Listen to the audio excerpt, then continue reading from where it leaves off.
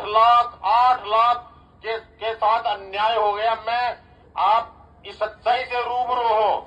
8 लाख अभ्यर्थियों ने फार्म भरा था, लेकिन 3,87,000 ही परीक्षा दिए और उनमें से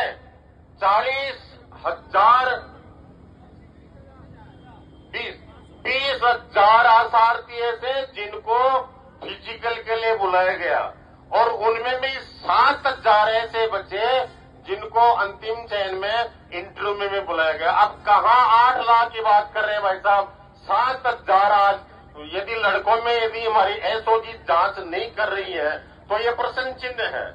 और मैं ऐसी सरकार को धन्यवाद देना चाहता हूं, हमारे यशस्वी मुख्यमंत्री महोदय को।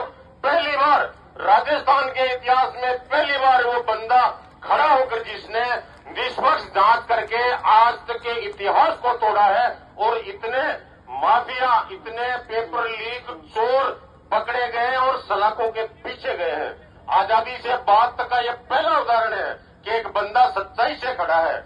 आइए इस सच्चे इंसान का कंधा हम मजबूत करें और न्याय की इस लड़ाई में हम अंतिम सांस तक लड़ें। अरे जो लोग ये कह रहे हैं कि ये भर्ती निरस्त करो, वो तो न्याय की मूल भावना को ही समाप्त करना चाहते हैं।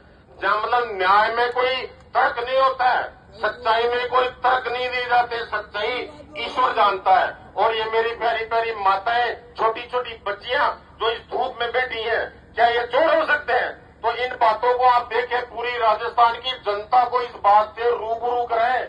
मीडिया कर्मी भाइयों, ये बात छापी है, आज सच्चाई से छापी है कि हम दोषियों के साथ नहीं है।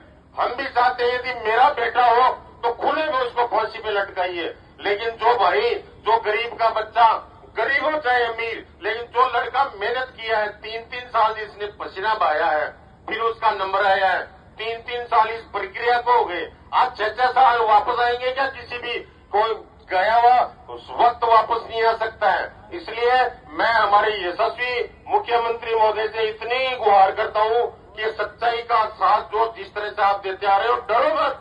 और मैं तो ये कहता हूं कि इस भर्ती को यथावत रखने की घोषणा सरकार कर दे, क्योंकि सच्चाई आपके साथ है। एसओजी हमारी इतनी सक्षम है, एक एक दोषी को पकड़कर वो सलाखों के पीछे देगी। तो ये जो कुछ सही तथ्य है, ये जनता के सामने आने चाहिए।